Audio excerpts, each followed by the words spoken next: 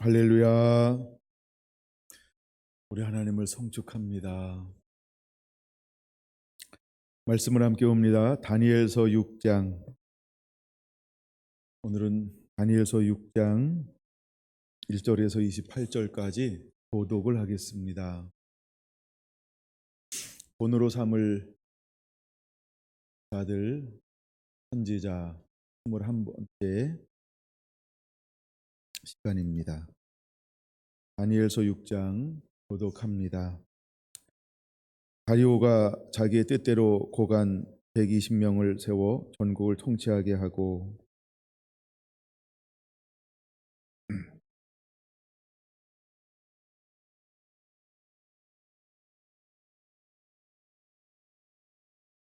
다니엘은 마음이 민첩하여 총리들과 고관들 위에 뛰어남으로 왕이 그를 세워 전국을 다스리게 하고자 한지라.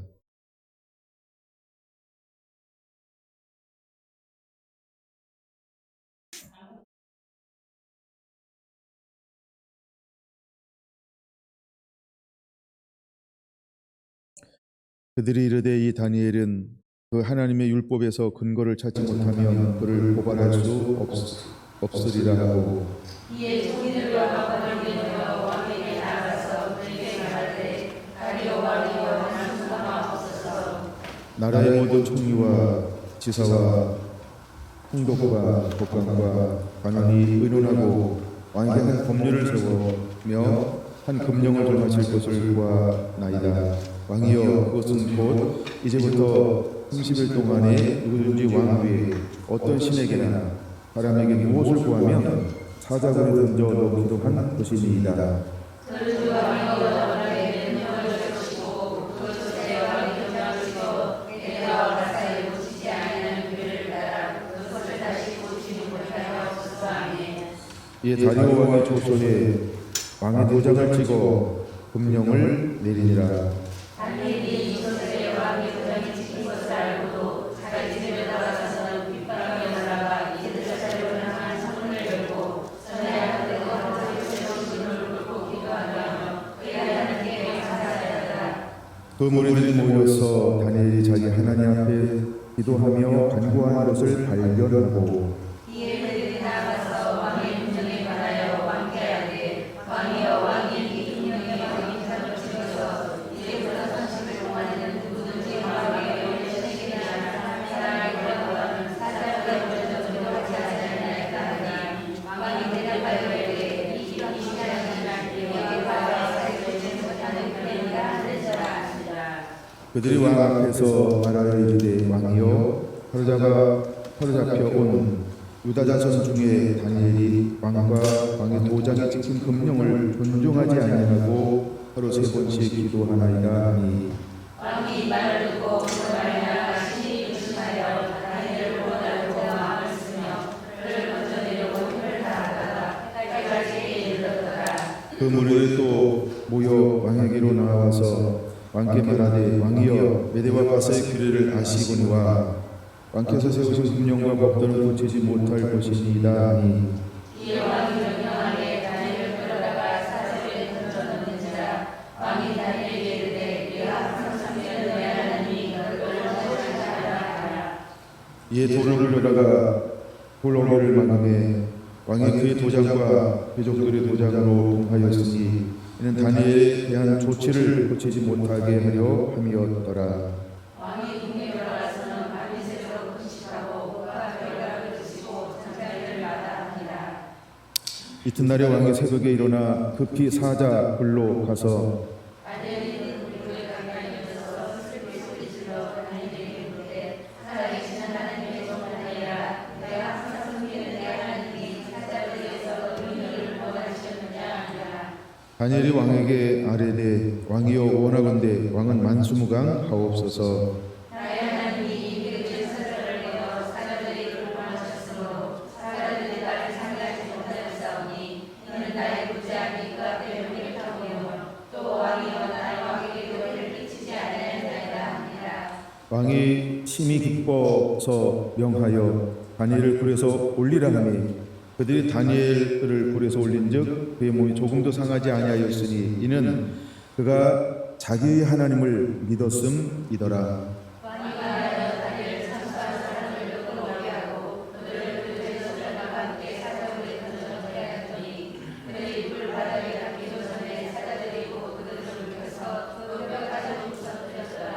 이에 다리오 왕이 온 땅에 있는 모든 백성과 나라들과 언어가 다른 모든 사람들에게 조서를 내려 이르되 원하건대 너희에게 큰 평강이 있을지어다.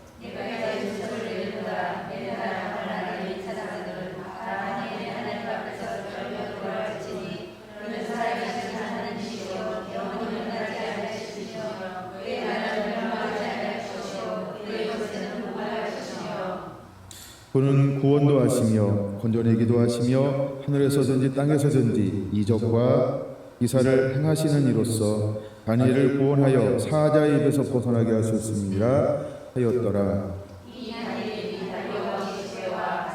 고레스의 시대에 통통하였더라. 아멘. 아멘. 우리가 다니엘서를 보고 있습니다.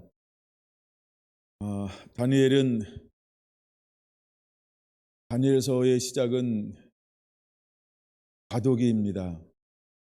이제 아수르에게 조공을 바치다가 바벨론에 의해서 아수르가 612년 멸망을 받고 멸망을 받는데 걸리는 시간이 7년입니다.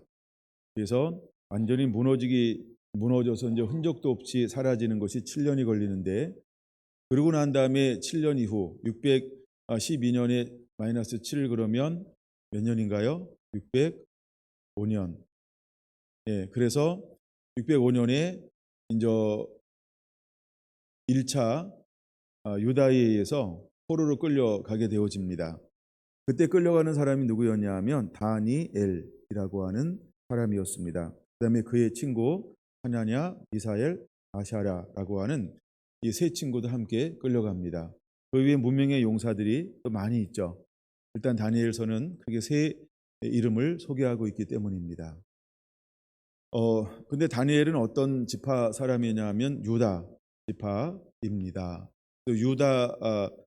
보통 우리가 유다와 북이스라엘로 나누는데, 북이스라엘 10지파, 그다음에 남유다는 2지파인데 유다와 베냐민 2지파로 분리가 되었습니다. 근데 다니엘은 어떤 가문의 출신이냐면 왕족이었다라고 하는 거죠. 네, 왕족. 유다에서 누가 나오죠? 예수 그리스도. 유다에서 다윗. 하여간 왕족이었어요. 그 왕족과 귀족 중에서 왕궁에 모실 만한 사람을 택하는데 이제 10대들 안에서 모실 만한 사람들을 찾아내었습니다. 그 중에 한 사람이 다니엘이었습니다. 그리고 끌려간 지 얼마나 지났을까? 이 6장에 보면 거기 몇 년경이라고 소개가 되어지고 있죠. BC 538년경 이렇게 말하고 있습니다. 이 말은 무슨 말입니까? 거기서 605년에서 빼면 38년, 그럼 몇 년이 경과가 되었다는 거예요. 약 한 67년이 경과가 되었다라고 볼 수 있죠. 그래서 67년이 지난 거예요. 몇 년이 지났다고요? 67년이 지났습니다. 이제 1장 605년 BC 605년경에 다윗은 다니엘은 어떤 사람이었냐 하면 숨겨진 씨앗. 그래서 어떤 환경을 딱 만나니까 뭐 하기 시작했어요? 봐라. 뜻을 정했다는 거예요. 봐라. 뜻을 정하는 동시에 어떤 은혜가 임해요? 뿌리가 나고 이제 싹이 나면서 하나님께 은혜 있고, 환관자에게 은혜 있고, 감독하는 자에게 은혜가 있고. 할렐루야. 그리고 3년 동안 하나님이 함께함을 통해서 초자연적인 역사가 일어나기 시작을 했습니다. 그 초자연적인 역사가 무엇으로 드러났다고요? 지혜와 총명과 명철에 10배나 뛰어나게 했더라라고 말합니다. 그 부분이 1장 17절이죠. 1장 17절은 이렇게 말하죠. 하나님이 이 네 소녀에게 학문을 주시고 모든 서적을 깨닫게 하시고 지혜를 주셨으니 다니엘은 또 모든 환상과 꿈을 깨달아 알더라. 근데 나중에 3년이 지나고 난 다음에 왕 앞에 딱 섰는데 그 시대에 모든 박수와 술객보다 몇 배나 더 뛰어났다? 10배나 더 뛰어났다. 그럼 10배가 뛰어났다라고 하는 것 자체가 뭐라고 표현하냐면 초자연적인 역사가 일어난 겁니다. 뭐가 일어났다고요? 초자연적인 역사가 일어났습니다. 이게 제가 우스갯소리인데 진담이에요. 이게 우스갯소리인데 오늘날 우리가 다른 사람보다 10배나 더 뛰어나면 그 사람이 우리를 어떻게 취급할까요? 신비하네, 굉장하네, 오, 좋은 얘기만 이렇게 할까요? 아닙니다. 잘못된 거 아니야? 신비 아니야? 이상주의자네. 아, 영지주의자야. 신비한 걸 좋아하는데, 야, 저걸 어떻게 알아, 지가? 야, 너무 초자연권만 추구한다. 뭐 말을 하고 행동하면 뭐가 일어날까요? 표적과 기적과 이사가 막 일어날 수 있겠죠. 야, 저거 이단 중에도 이단이다. 어쩌면 이렇게 여기고 보지 않을까요? 예수님이 실제로 그 시대에 예수님을 통해서 무엇이 일어났어요? 가르침이 권위 있는 자와 달랐어요. 권위 있는 자와 같고 누구와 달랐다? 서기관들과 같지 아니하다. 마가복음 1장입니다. 예수님이 실제로 그 시대와 달랐어요. 그리고 예수님을 통해서 어떤 일이 일어났어요? 표적과 기적과 이사가 일어났어요. 그랬더니 그 시대의 종교적인 영을 가진 그 시대의 주류를 이루고 있는 세력들이 예수님을 어떻게 취급했어요? 그렇죠? 귀신 들린 거 아니야? 별로 공감을 안 해주셔가지고 그만할까 봐요. 예, 귀신 들린 거 아니야? 예수님을 그렇게 여겼죠. 그럼 이 시대에 이 다니엘 시대에 10배나 뛰어나요. 그 시대에 누가 다니엘을 이해했을까요? 누가 다니엘을 포용할 수 있었을까요? 누가 하나냐, 미사엘, 아샤랴를 포용할 수 있었을까요? 아무도 못합니다. 그 세계를 아무도 할 수 없었습니다. 더 나아가 오늘 하나님이 우리에게 이런 은혜를 부어준다. 그럼 이 시대가, 교회가, 우리 이웃이 우리를 품어낼 수 있을까요? 동일한 취급을 당할 가능성이 있습니다. 나는 원합니다. 이런 동일한 취급을 당하는 하나님의 사람이 되라고. 정말 다니엘처럼, 아사랴처럼, 미사엘처럼, 하나나처럼 그런 취급을 받아야 합니다. 아니, 우리는 예수님 같은 취급을 받아야 합니다. 우리는 열도 사도와 같은 취급을 이 시대에 받아야 합니다. 그 시대가 품어낼 수 없어서 계속 토하여 내치려고 하는 이런 대접을 우리가 받아야 합니다. 왜냐하면 이 사람들이 진짜이기 때문입니다. 땅의 것으로 무장한 게 아니라 하늘의 것으로 무장하고 있기 때문에 그렇습니다. 다른 것으로 무장하고 있으면 한계를 느끼는 수많은 육을 쫓는 사람들은 영을 쫓는 사람들을 토해내게 돼 있습니다. 난 여러분들이 그런 취급을 받는 자가 되기 원합니다.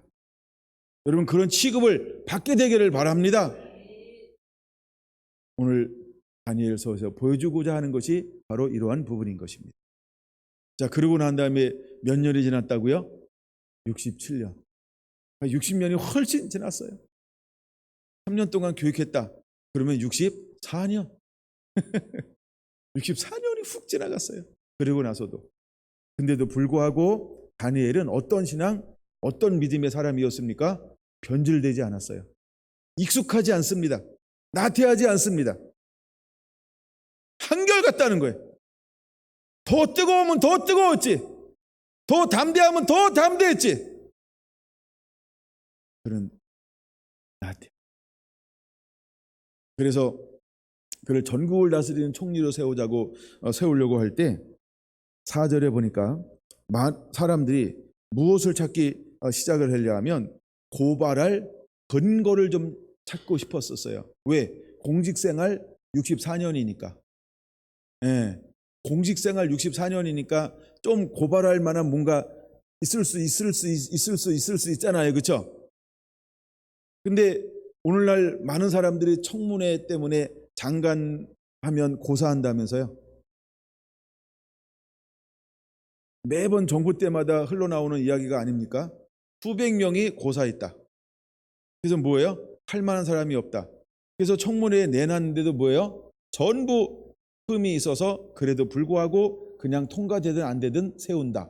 이게 지금 한국 분위기잖아요. 근데 이 시대에도 청문회를 했어요. 누구를? 다니엘을.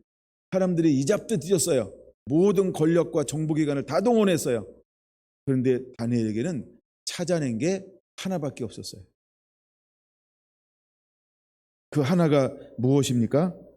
하나가 무엇입니까? 5절. 하나님의 율법에서 근거를 찾지 못하면 그를 고발할 수 없으리라.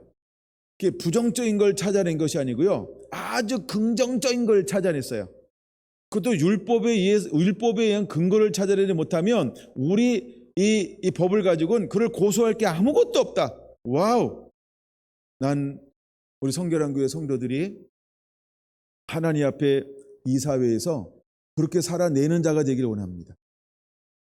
왜 하나님이 다니엘이었을까? 하나님은 오늘날 어떤 사람을 찾아내고 어떤 사람을 통하여 일하실 것인가를 그걸 깨달아야 합니다. 이미 하나님께서 60년 납을 내다봤는지 모르지만 이미 그가 소녀 때 뜻을 정하고 내가 왕이 주는 진미를 먹지 않고 내 몸을 더럽히지 아니하고로 결단하는 그 순간부터 그는 한 번도 말씀을 떠나거나 이 세상을 쫓거나 이 세상에 안주하려고 하는 마음이 한 번도 틈탄 적이 없다. 유혹은 왔겠지만 모든 유혹을 100% 물리친 사람이 다니엘이었다는 거예요. 여러분, 우리가 어느 정도 지위가 올라오고 생활이 안정이 되고 삶의 평안이 오면 어떤 성향을 가지냐면 안주, 누림, 관리, 이거를 유지, 이런 마음이 와요. 이것이 우리를 어떻게 만드냐 하면 무너지게 만듭니다. 무너지게 만듭니다. 무뎌지게 만듭니다. 그래서 자기도 모르는 가운데 하나둘 슬쩍 행할 수 있어요. 자기도 모르는 가운데 야, 내가 이만한 공과가 있는데, 야, 내가 이만한 했는데, 야, 내가 이만한 게 있는데 요쯤이야, 이것쯤이야. 아, 이 정도는 뭐예요? 늘 자기가 살아왔던 큰 어느 업적에 비해서 작은 것들을 소홀히 여길 수 있다는 거예요. 근데 다니엘은 어떻게 했어요? 그렇게 하지 않았다. 몇 년이 지났는데도 67년이 지났는. 여러분, 우리가 여기서 무엇을 깨달아야 할까? 여러분은 하나님 앞에 선지 얼마나 됐습니까? 또 은혜 앞에 선지 얼마나 됐습니까? 그리고 우리가 정말 이 정도인가요? 6장 5절인가요?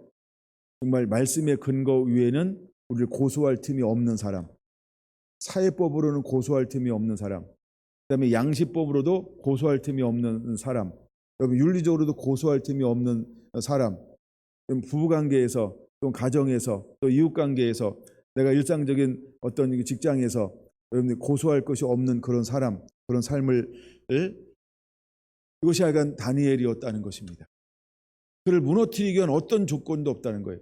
흠과 점과 티가 없다는 게 아니고요, 그를 무너뜨리기 위한 빌미는 안 된다는 거예요. 예? 그 정도.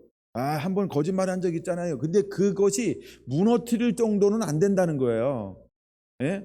뭐 빌리고 한번 안 준 거 있잖아요. 그게 무너뜨릴 정도는 안 준다는 거예요. 예? 예. 이해가 되시나요? 완벽하다 이 말이 아니고요, 이 자리에서 끌어내릴 만한 정도는 안 된다는 거예요. 우리 그런 거 있죠? 예.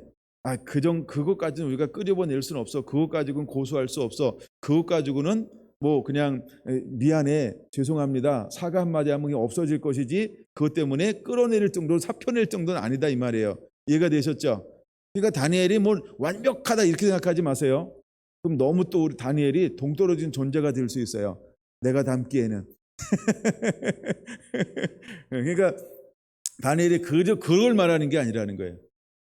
정말 전국을 다스리는 그 위치에서 뭔가 끌어내릴 만한 증거가 있어야 되는데 그게 없다는 거예요. 그게 없다는 거예요. 그런 게 없다는 거예요. 그러면 다니엘이 어떤 심정, 어떤 신앙, 어떤 양심을 가지고 그 공직을 수행하고 있을까? 첫째는요, 왕을 존중할 줄 아는 사람이라는 거예요. 그 시대의 법을 존중할 줄 아는 사람이었다는 거예요. 그 다음에 그는 무엇보다도 하나님을 경외하고 있다는 거예요. 하나님을 경외할 줄 아는 사람이었다는 거예요. 그래서 그는 철저하게 하나님 앞에 흠없고 점없이 바로 서서 67년 동안을 그대로 살아내고 있는 사람이었다는 거죠. 그러면 10대에 끌려갔으니까 한 67년, 70년이 지났다. 70년이라고 한번 해봅시다. 그럼 이때 나이가 어느 정도 됐을까? 80대 중후반. 그렇죠?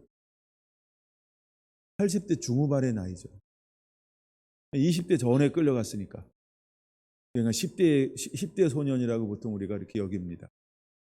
그러면 한 70년이 지났으니까 80 중후반이라는 거예요. 그런데도 불구하고 여전히 뭐예요? 현역. 그리고 왕이 딱 들어섰는데 그때의 왕이 다리오 왕입니다. 근데 그 다리오 왕이 이 다니엘에 대해서 알아요, 몰라요? 너무나 잘 알아. 그래서 다니엘을 어떻게 했어요? 마음으로 굉장히 귀중하게 여겼죠. 그래서 다니엘을 통하여서 무엇을 위임하고 싶었어요?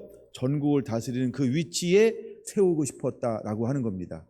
근데 갑자기 그 주변에 있는 또 다른 사람, 3명이죠. 또 다른 사람들이 뭐하기 시작해요? 정치적 권력 암투를 벌이기 시작했습니다. 근데 왕이 처음에는 이걸 몰랐어요. 이 친구들이 왜 이런 법을 만들려고 하는가? 왜 30일이라고 하는 한정된 법을 만들려고 하는가? 이걸 몰랐어요.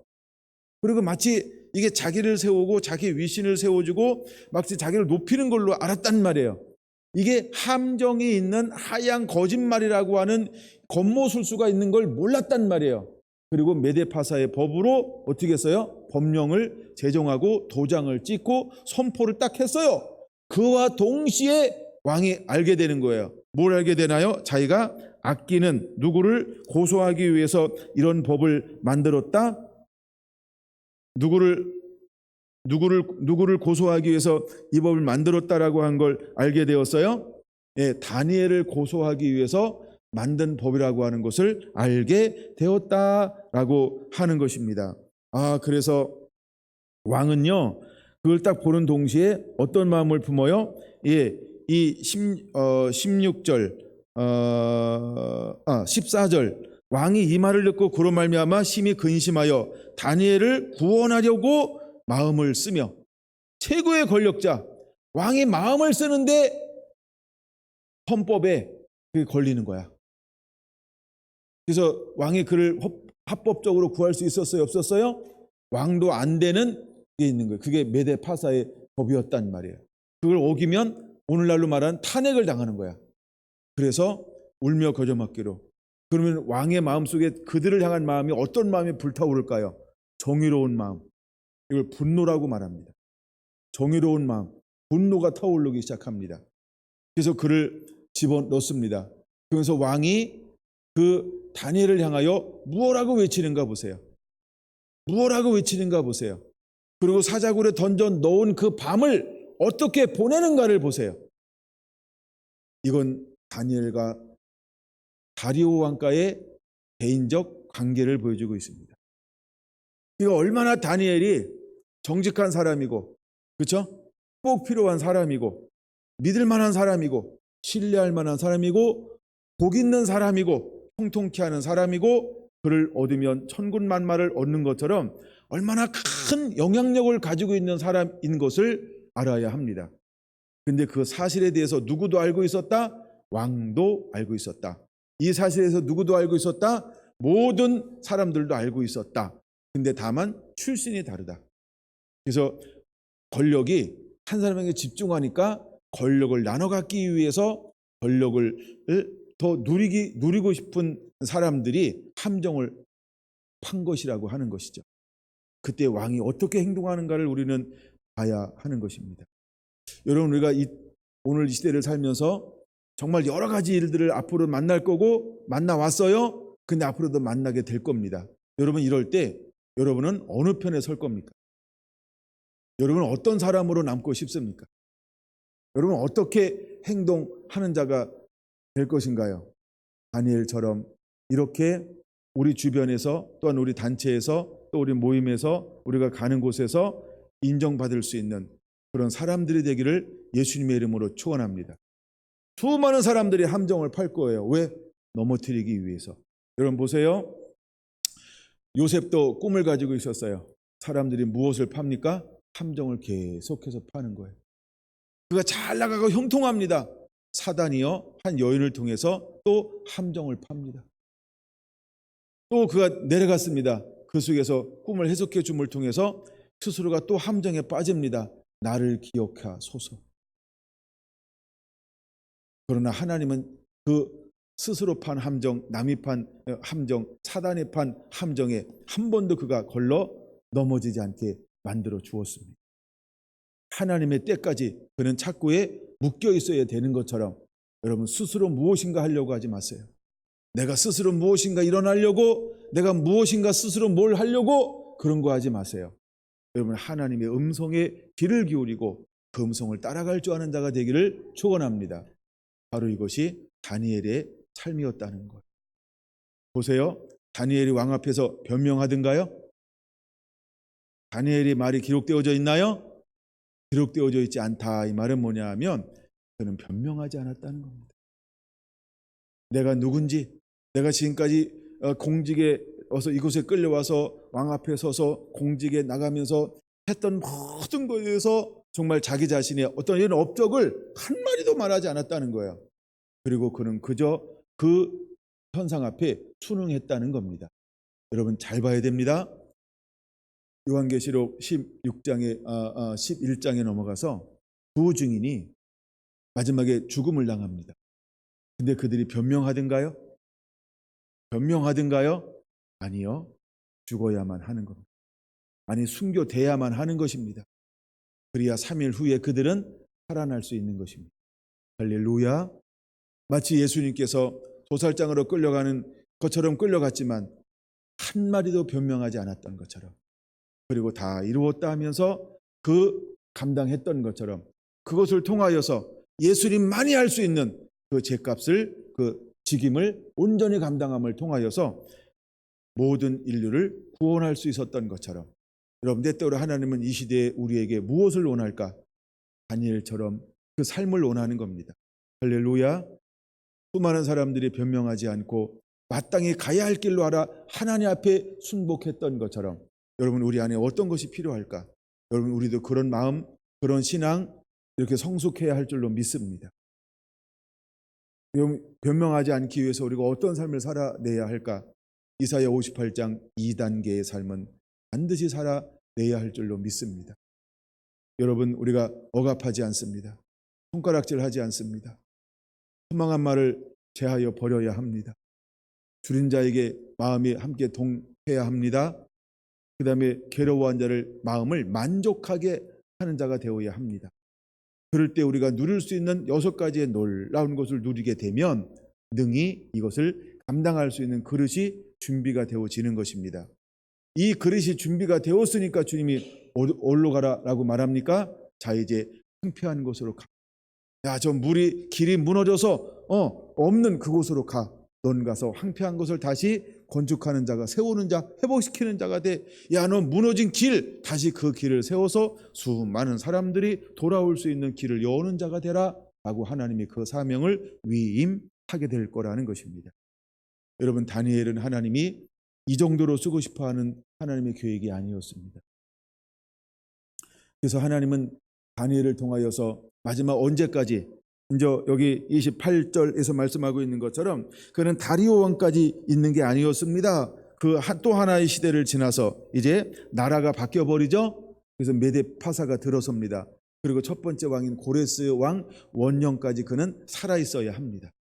그리고 그 위치에 있어야 합니다. 그리고 고레스를 만나서 아버지의 마음을 그들에게 풀어 놓아야 합니다.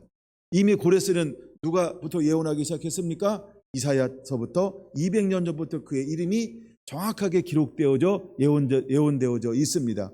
에레미야도 그의 이름을 예언했습니다.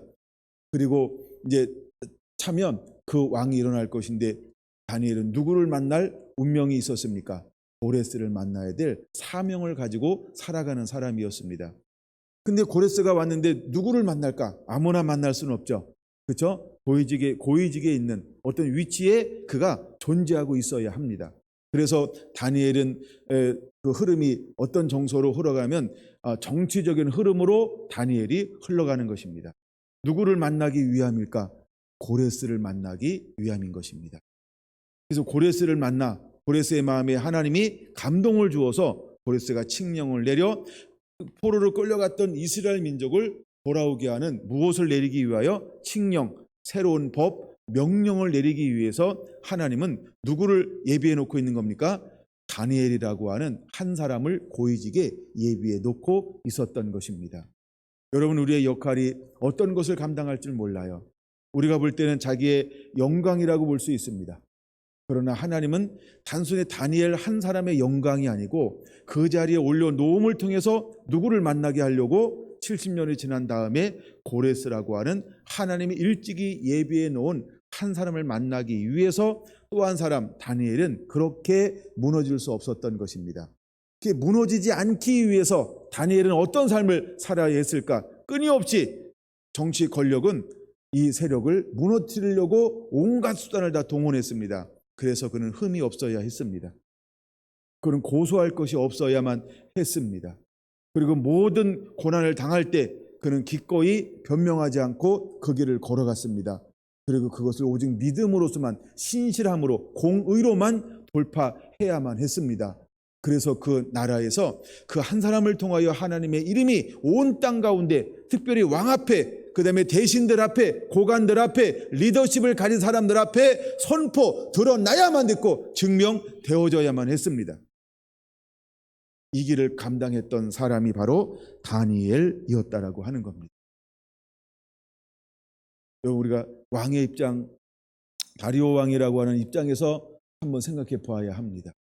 그리고 하룻밤이 그 사자굴에 던져지는 그 밤, 그는 잠을 이룰 수가 없었습니다. 그래서 얼마나 그가 서성거리는지 모릅니다.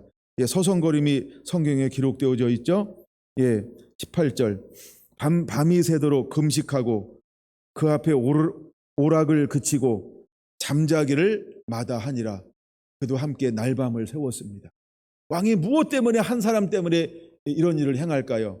그가 어떤 사람인지 그는 알고 있었던 겁니다. 그리고 자기가 당한 것도 알고 있었습니다. 그리고 늦은 시간도 아니고 이렇게 말합니다. 19절. 이튿날에 왕이 새벽에 일어나 급히 사자굴로 달려갔다라고 표현하고 있습니다. 여러분, 이것은 바로 왕이 다니엘을 어떻게 생각하는지, 그리고 다른 대신들에 의해서 내가 지금 어떤 농락을 당하고 있는지를 보여주고 있는 단어인 것입니다. 여러분, 내가 농락을 당했다고 생각해 보세요.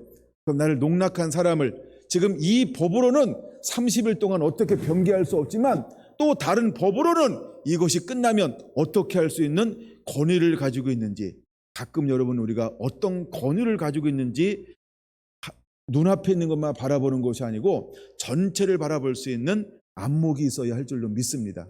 당장의 이익만을 바라보는 것이 아니고 전체를 바라볼 수 있는 안목이 우리에게 주어지게 되기를 원합니다. 여러분, 우리가 삶이 하루만 살 것처럼 여기지 마세요. 순간만 살 것처럼 여기지 마세요. 순간의 유혹을 이겨내면 우리의 삶은 더 길 삶이 놓여 있다는 것을 반드시 기억하시기를 바랍니다. 유혹이라고 하는 건 순간적인 유혹이에요. 욕심도 때로는 순간적인 욕심이 굉장히 많습니다. 그보다 더 삶이 길다라고 하는 걸 우리가 결코 잊어먹지 않아야 할 줄로 믿습니다. 여러분, 순간은 달콤할지 몰라요. 우리가 잠언을 그래서 읽어볼 이유가 그런 데 있다라고 하는 것입니다. 여러분, 우리가 부유함이 우리의 산성이 되어오지 않는다는 걸 깨달아야 합니다. 때로는 가난함이 우리 마음에 가장 든든함이 될 수도 있다라고 하는 것입니다. 여러분, 잠언은 이런 부분에 얼마나 많이 우리를 교훈하고 있는지 몰라요. 그래서 우리가 순간적인 것만 바라보지 않는 더 넓은 차원의 영적 시각을 여러분들이 소유하게 되기를 예수님의 이름으로 축원을 드립니다. 밤을 새고 그것도 새벽에 일찍이 사자굴을 향하여 달려가서 다니엘을 부르는 왕은 그를 향하여 무엇이라고 표현하고 있는가? 20절 이렇게 표현하고 있다라고 하는 것입니다. 다니엘이 든 굴 가까이에 이르러서 슬피 소리질러 다니엘에게 묻되, 여기에 감정적인 표현이 하나 소개되어지고 있습니다. 슬피 소리질러라고 말하고 있습니다. 그가 얼마나 다니엘을 아끼는지, 여러분, 하나님께서 다니엘을 통해서 얼마나 그 이방인의 최고의 권력자 왕의 마음을 이렇게 붙잡고 있는지를 보여주고 있는 것입니다.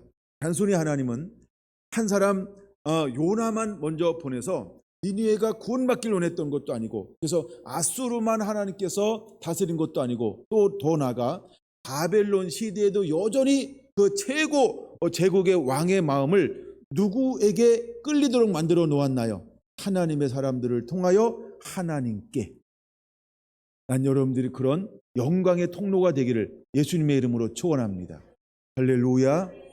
여러분, 우리가 이런 거 있지 않나요?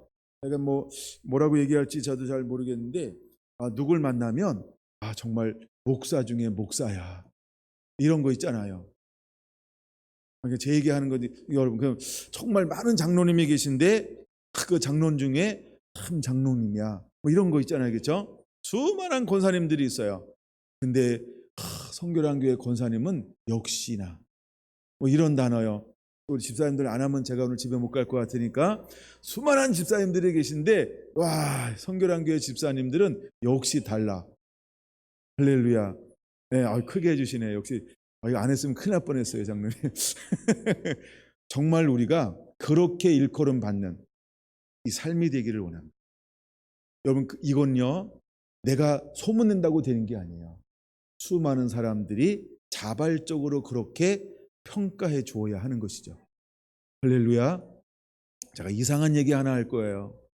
제가 학교를 다녔는데 졸업하고 얼마나 시간이 지났을까? 저에 대해서 뭐라고 평가하는 말이 들려오냐 하면 성자라는 평가가 들려왔었어요. 뭘 보고 그렇게 들려왔을까? 그럼 제가 성자도 아니고, 그렇죠? 성자 집사님, 저에겐 성자가 계십니다. 그러니까 저는 성자가 아니잖아요. 근데 그건 무엇을 보고 그렇게 평가한 걸까요? 그렇죠? 선배들이, 후배들이, 그 동기들이 학교를 다닐 때 그 삶, 그걸 보고 그렇게 평가를 해준 거라는 거예요. 그러면서 들려지는 말에 의하면 어떤 말이 들려지냐 하면, 누구는 남에 대해서 안 좋은 얘기하는 것을 들어본 적이 없고, 와우, 그때 한참 청년이잖아요. 신학생도 청년입니다. 그치, 경필아. 청년이잖아요. 근데 그 다니면서 친구들이 저한테 무엇을 보고 느낀 걸까요? 그렇죠? 그런 것이 없었다는 거예요. 아니면 있긴 있었는데 못 들은 걸로. 그래서 하여간 그런 평가가 있었다는 거예요. 요쯤 하고 넘어갈게요. 그런 것처럼 여러분, 우리는 누군가는 나를 지켜보고 있다는 거예요. 다니엘을 사람들이 어떻게 평가할까? 이거는 뭐냐 하면, 다니엘이 그런 삶을 살아내고 있으니까 누가 가장 그를 귀중하게 여기고 있어요? 왕이. 수많은 나라 중에 모실 만한 사람들을 모셨잖아요. 그렇죠? 지혜로운 사람들. 네? 그런데 그 중에서 가장 신임을 얻고 마음을 줄 수 있고 정말 내가 기댈 수 있을 정도로 이렇게 하고 싶은 인물이 있었다. 근데 그 사람이 누구였다? 다니엘이었다고 하는 것입니다. 난 여러분들이 이제 여러분이 있는 곳에서 이런 인물로 나이 먹어가게 되기를 소원합니다. 이런 얘기하는 거 보니까 저도 나이를 자꾸 먹어가나 봐요. 여러분들이 있는 곳에서 정말 그렇게 믿을 만하다, 신뢰할 만하다, 정말 어떤 파티에서 이렇게 존경은 안 받는다 할지라도 그냥 신뢰만 얻을 수 있다고 한다면, 그냥 답다라고 하는 이야기만 들을 수 있다고 한다면 그것 또한 대단한 칭호여 영광이 될 것입니다. 근데 그 영광이 나를 위해서 하는 거겠어요? 나를 통하여 내 안에 계신 그분이 영광을 받으시는 것입니다. 여러분, 그런 표현 때문에 주눅 들지 마세요. 당연히 그런 표현을 들어야 합니다. 그래야 내 안에 계신 하나님이 여러분들을 통해서 영광을 받으실 수 있는 것입니다. 할렐루야. 여러분, 우리 교회가 그런 교회가 되기를 원합니다.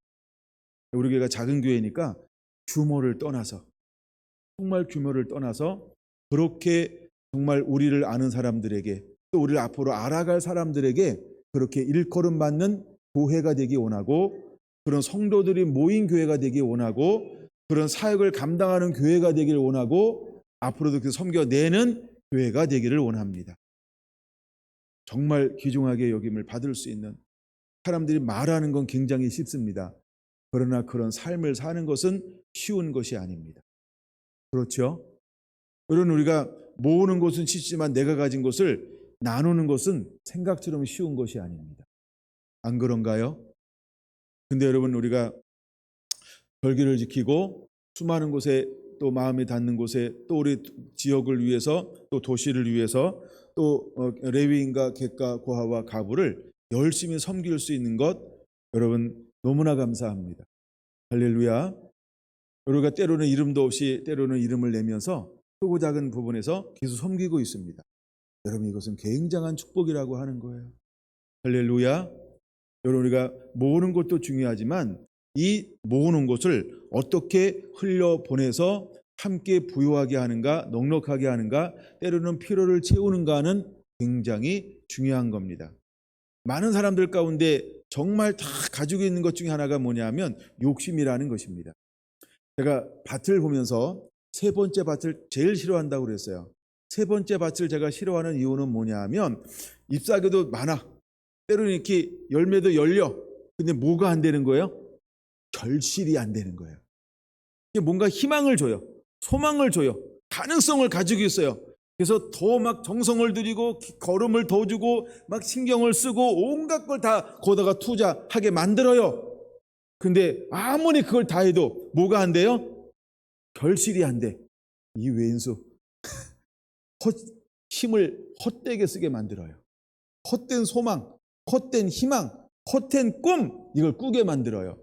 난 그래서 세 번째 밭이 가장 얄궂다고 생각해요. 예, 차라리 첫 번째 밭이었으면 힘을 딴 데라도 쓰지.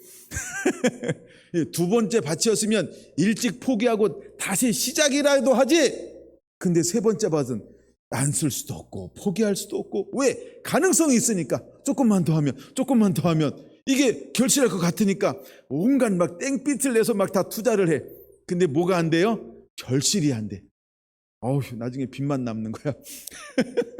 오만데 힘만 쓴 거야. 난 그래서 이 세 번째 밭을 생각하면 생각할수록 그냥 막 이게 터져요. 네.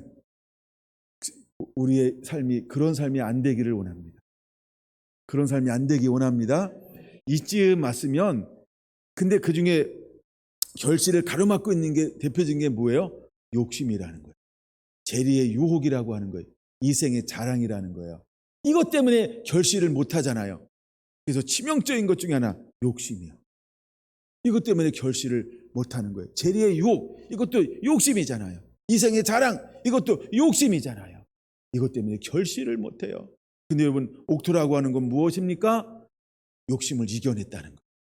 재리의 유혹을 이겨냈다는 거예요. 이생의 자랑, 욕망을 이겨냈다는 거예요. 그래서 힘쓰고 애쓰고 관심 주고 막 보살피면 점점 자라나서 색깔이 변해서 따먹으세요. 영양 만점이에요. 열매가 우리에게 안겨 결실을 우리에게 주는 거예요. 할렐루야. 할렐루야. 풋사과는 풋사과예요. 그렇죠? 여러분, 우리가 그래서 세 번째 밭과 네 번째 밭은 어마어마한 차이가 있어요. 자, 이제 67년쯤 왔다. 얼마나 남았을까요? 3년 남았다. 이 의미가 있죠. 3년 남았다. 이 의미가 있어요. 근데 얼마 남지 않고 그에게 어떤 게 찾아왔어요? 굉장한 영적 위기가 찾아온 거예요. 무엇을 중지하라고 하는 그 포고령이 내렸어요. 30일 동안, 내가 67년 동안 살아왔으니까 30일은 1년에 한 번씩 그 안식년치에도 남는다. 그렇죠? 31년에 한 번씩 해도 많이 남죠? 이걸 허벌나게 남는다 이러는 거예요. 그러니까 한 달은 내가 기도하는 걸 쉬어도 되겠지. 다니엘은 이렇게 판단하지 않았다는 거예요. 그럼 무엇을 쉬는 죄를 범치 않겠다라고 이미 하나님 앞에 그렇게 헌신했을까요? 사무엘처럼 내가 기도에 멈추는, 기도를 쉬는 죄를 범치 않겠다. 아버지와의 관계, 그 어떤 것보다도 자기는 아버지와 관계를 멈추는 것을 결단코 멈추지 않겠다. 그래서 분명히 그는 말하고 있습니다. 10절, 뭘 알고도 이 조소의 왕의 도장이 찍힌 것을 알고도 라고 말하고 있다는 거예요. 마지막에 우리에게 다가오는 유혹이 어떤 것일까? 이런 유혹이 다가올 것입니다. 너 지금까지 67년 동안 한결같이 섬겼잖아. 한 번도 신 적이 없잖아. 한 번도 빠진 적이 없잖아. 한 번도 한 적이 없잖아. 야, 좀 안식년 좀 가져봐. 기도의 안식년, 섬김의 안식년, 헌신의 안식년, 여러 가지 이런 걸 우리에게 유혹이 올 수 있어요. 근데 다니엘에게는 어떤 걸로 유혹이 왔어요? 야, 기도하지 마. 기도도 지금까지 해왔으니까 30일만 쉬었다가 하면 돼. 사람이 좀 약기도 해야 돼. 그렇게 어떻게 곱게만 사니? 야, 너 왜 길이 이렇게 둘러가게 만들어진지 알아? 때로는 둘러가는 게 경치도 좋고 너무 좋은 거야. 힐링도 잘 된다. 어떻게 곱게만 사니? 그러다 부러질 수 있어. 다쳐. 하면서 사람들이 이렇게 유혹할 수 있다는 거예요. 다니엘은 어떻게 했습니까? 그 무엇보다도 하나님과 나 사이의 관계는 사람의 말보다 누구의 말을 더 우선 놨어요? 하나님이 뭐라 하시는가? 이걸 우선에 놓았다는 겁니다. 여러분, 우리가 무엇을 배워야 할까?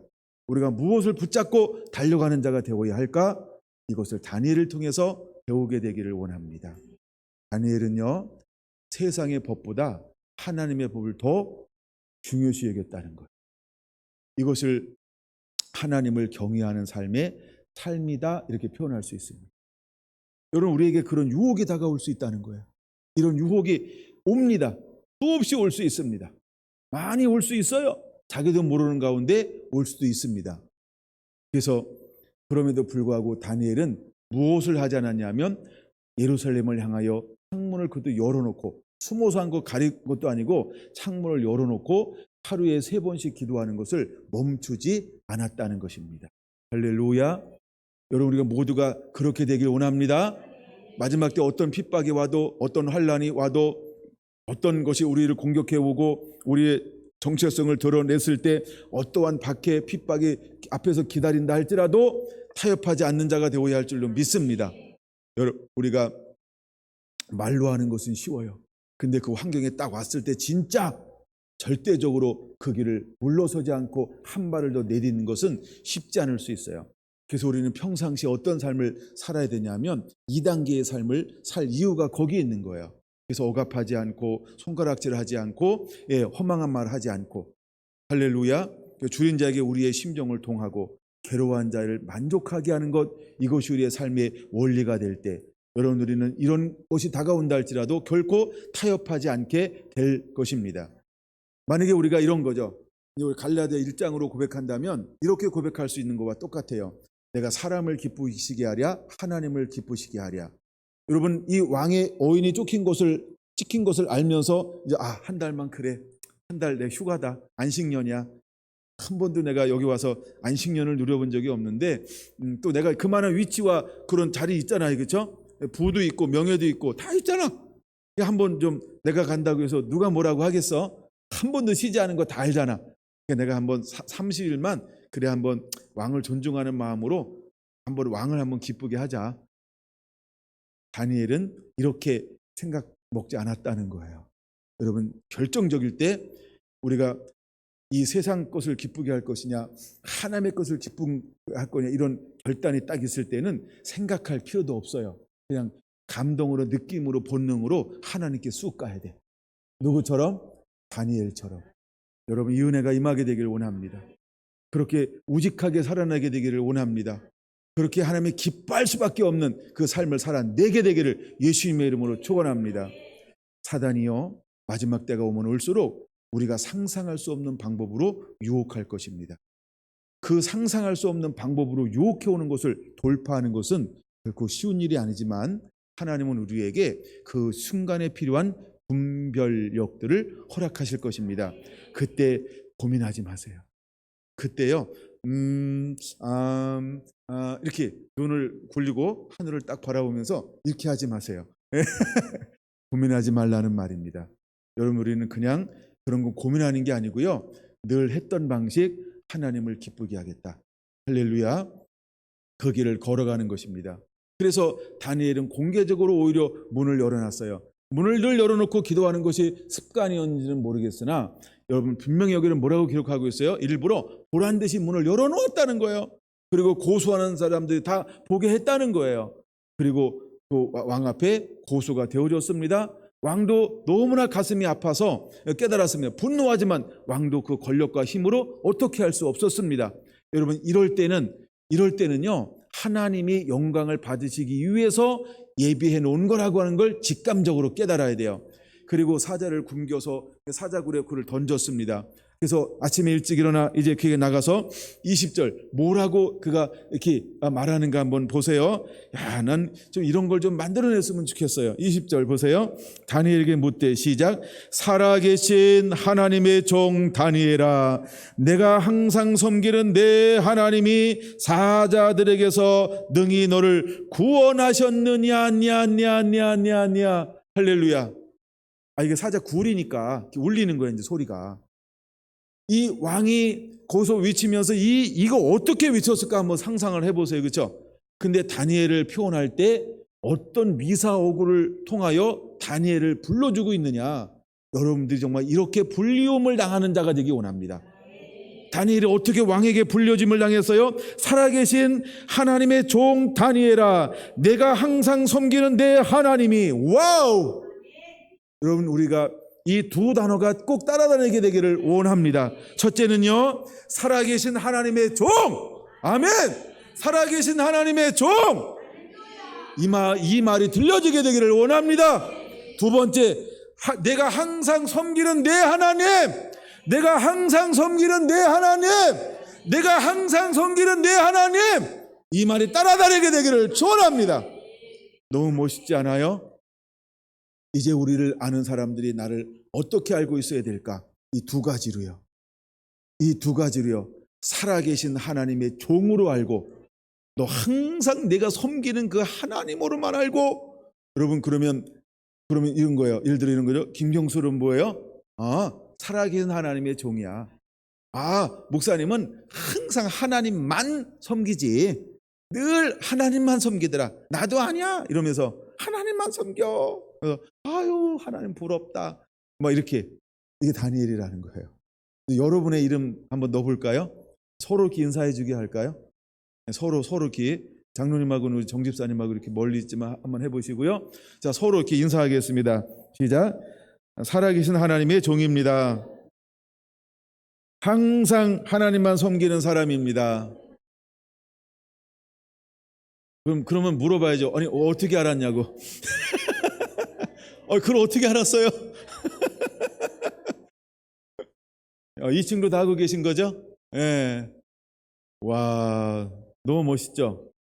너무 멋있죠? 이게 다니엘이라는 거예요. 이게 다니엘이라는 거예요.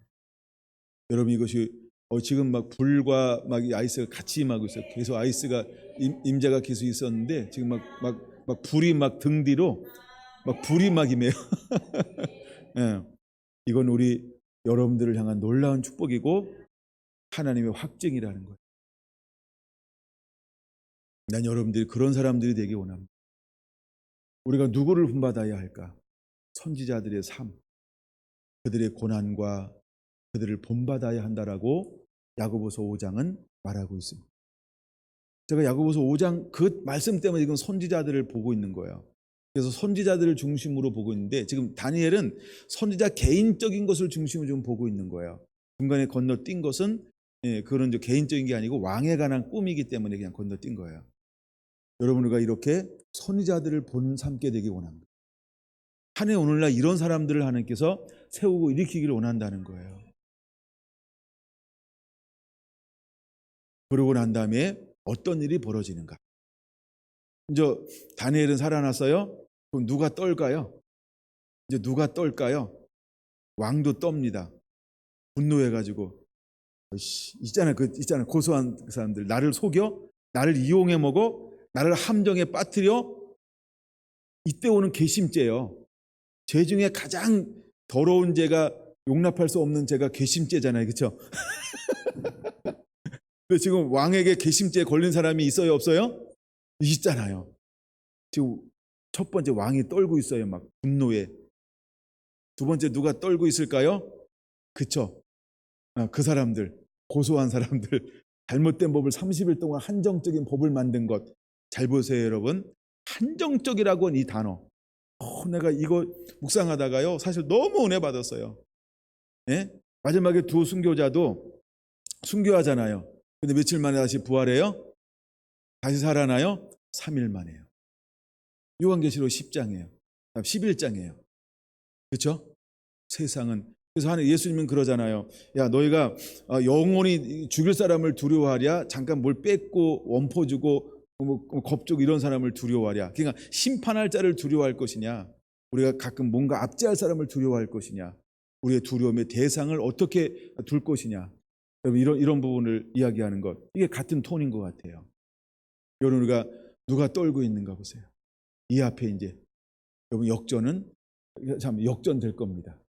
환경은 역전이 될 것입니다. 때때로는 우리가 당하는 것처럼 보이고 억울한 것처럼 보이고 고난이고 고통이고 정말 우리 하나님이 잠잠한 것처럼 보이지만 여러분 하나님은 한 번도 주무신 적이 없고 그 다음에 한 번도 하나님은 돌아가신 적이 없어요. 예, 그는 턴하지 않습니다. 그냥 돌아가는 걸 안 해요. 그래서 하나님은 우리를 정확하게 그래서 그 살아계신 하나님 할렐루야 항상 섬기는 내 하나님 어떻게 했다라고 말하고 있습니까? 그랬더니 다니엘이 22절 뭐라고 고백하던가요? 나의 하나님이 이미 그의 천사를 보내어 사자들의 힘을 봉하였습니다. 아멘. 하나님이 이미 사자들을 보내서 천사들을 보내서 사자들의 입을 봉해버렸어요. 그럼 사자들은 어떤 마음이에요? 잡아먹고 싶으나 잡아먹을 수 없는 상태. 근데 하나님이 그 마음도 없애버렸다는 거죠. 입을 봉할 뿐만 아니라 입을 봉하는 동시에 은혜가 임해서 그냥 그 밤에 밤새도록 어쩌면 왕은 깨어있는지 모르지만 다윗은 잠잤을지 몰라요. 무엇을 비고 무엇을 덮고 사자들을 비고 사자들을 덮고 그의 온기와 더불어서 큰 편안한 밤을 보냈을 가능성이 있어요. 근데 그 다음에 어떤 일이 벌어지나요? 23절입니다. 성경이 어떻게 표현하고 있는가 잘 보세요. 왕이 심히 기뻐서 명하여 다니엘을 굴에서 올라오게 하매 그들이 다니엘을 굴에서 올린즉 그의 몸이 조금도 상하지 아니하였으니 이는 그가 자기의 하나님을 믿음이었다. 여러분 이제 우리의 삶으로 고난이 우리에게 유익이 되는 것은 그 고난을 통해서 누구를 보여주기 때문에 하나님을 보여줘야 되기 때문에 그래서 다니엘이 이기는 이유는 오직 하나밖에 없다는 거예요. 하나님을 향한 믿음. 여러분 우리가 무엇을 간직하고 달려가야 될까요? 그거 하나요. 이거는요 모든 걸 다 통과해야만 진짜구나 이게 드러나는 거예요. 그러니까 이게 마지막 드러날 때까지 막 엄청난 박해와 조롱과 멸시, 천대, 손가락질 막 뭔가 것 들을 만한 거 다 들을 수 있어요. 그러나 끝이 확실합니다. 할렐루야, 할렐루야. 드디어 믿음이 드러났어요. 믿음이 드러났어요.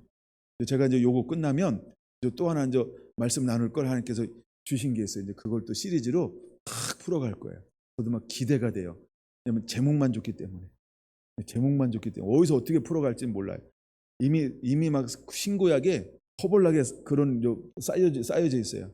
감동 줄 때까지 이제 또 풀어가기 시작할 거예요. 설교에 하나 힌트, 문을 하나 열어준 게 있어요. 근데 하여간 하나님이 이렇게 막 하는 거예요. 결국 하나님이 우리를 통해서 이 믿음을 나타내기를 원합니다. 그 다음에 이제 24절 드디어 이제 올 게 왔죠. 지금 이제 쩔이는 사람들이 있어요. 이때 막 오줌 쌌을지도 몰라. 24절 볼까요? 왕이 말하여 다니엘을 참소한 사람들을 끌어오게 하고 거기 무슨 단어를 쓰고 있다는 거예요? 참소자. 딱 매치되는 게 있어야 되는데요. 사단이 뭐하는 존재예요? 참소하는 존재예요.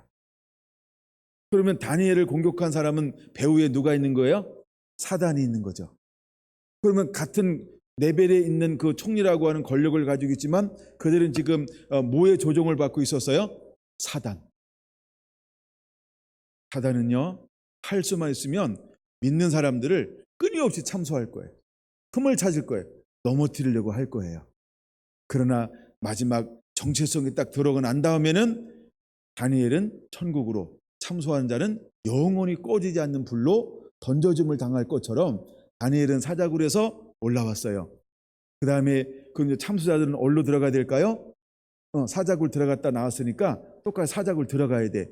근데 들어갔다 나올지 안 나올지는 모르겠어요.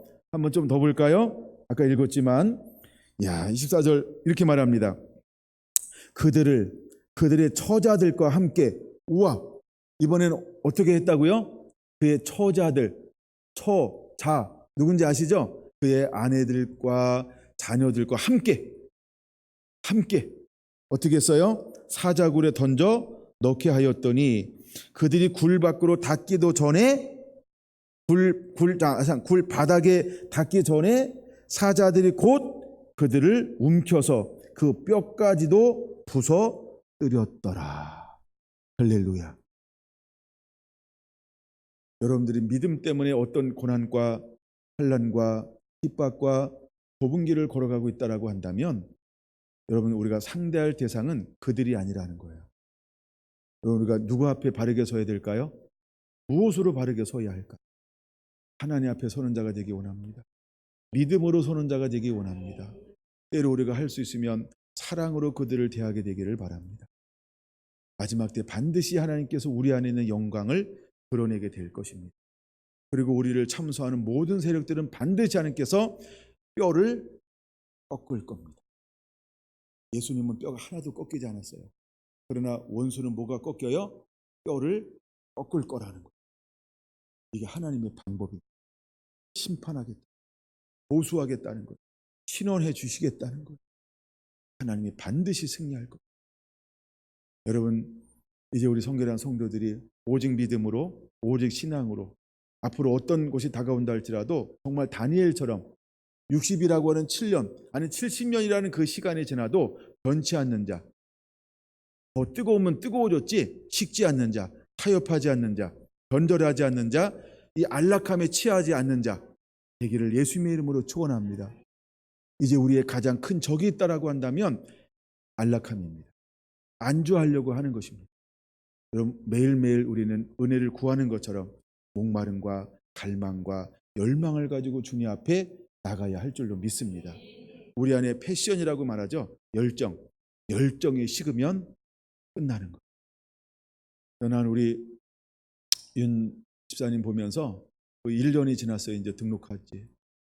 그 열정이 너무 감사해요. 열정.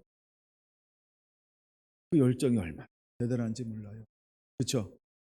예, 말이 그렇지. 일주일에 한 번, 두 번 오면서 또 막 그 달려올 때 늘 고백하는 게 있는데 그렇게 재밌대요. 그렇게 오고 싶대요. 내가 돈 주고 오라고 그래도 힘들 텐데. 아니, 그 마음이 있으니까 너무너무 감사해요. 이 열정이라고 하는 건 그런 거예요. 여러분 안에 그런 열정이 다 있어요. 근데 제가 한 사람만 말한 거니까 노여워하거나 하지 않게 되길 바랍니다. 그 열정이요, 이 패션. 여러분 우리 안에 이것이 일어나게 되기 원합니다. 할렐루야. 이게 다니엘이었다. 하나님 오늘 성결한 교회를 쓰고 싶은 무엇인가 있어요. 정말 우리가 사람도 아니고 이웃도 아니고 때로는 동료들도 아니고 이웃교회도 아니고요. 하나님을 어떻게 기쁘시게 할까? 정말 하나님 앞에 누가 어떤 소리를 하든지 하나님 앞에, 아멘. 누가 어떻게 평가하든지 하나님 앞에, 그래서 그 부르심만을 향해서 다니엘처럼 달려갈 줄 아는 우리 성도 한 분 한 분들이 되기를 예수님의 이름으로 축원합니다. 아멘.